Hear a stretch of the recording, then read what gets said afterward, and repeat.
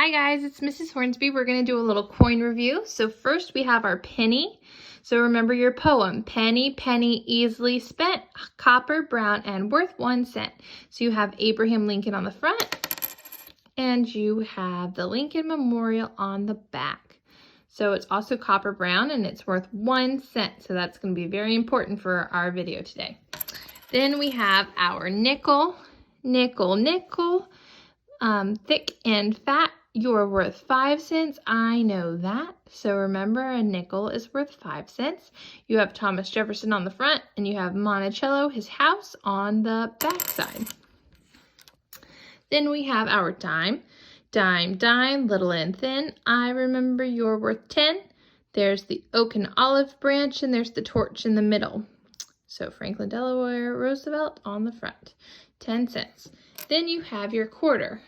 Quarter, quarter, big and bold. You're worth 25, I am told. You have George Washington on the front, and you have the bald eagle on the back. Sometimes there can be state coins. For each state, there's a different picture on the back, but the original quarter has the bald eagle on the back. So back to your penny. So a penny is worth 1 cent. And we're going to talk about how many pennies would go into each of the coins that we just learned about. So first you have your nickel. So remember, a nickel is worth 5 cents. So how many pennies would go into a nickel? We would have 1, 2, 3, 4, 5 pennies in 1 nickel. So there are 5 pennies in 1 nickel. So if you wanted to buy something for 5 cents, it would be easier for you to use the nickel than it would for you to drag out 5 pennies. Next, we have our dime. So remember, a dime is worth 10 cents. So how many pennies would be in a dime if a penny is worth 1 cent? So we would have 1, 2, 3, 4, 5, 6, 7, 8, 9, 10. So 10 pennies go into a dime.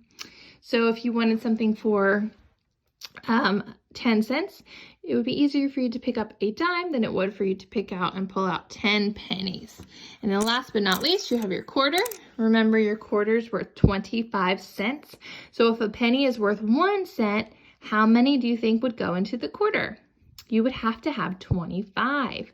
So we have 1, 2, 3, 4, 5, 6, 7, 8, 9, 10, 11, 12, 13, 14, 15, 16, 17, 18, 19, 20, 21, 22, 23, 24, and 25.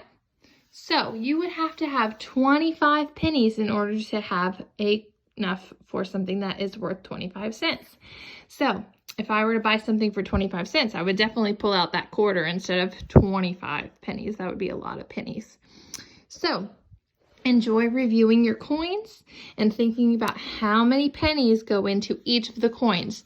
Remember those values and how much they're worth. That will help you know how many pennies will go into them. Bye, guys.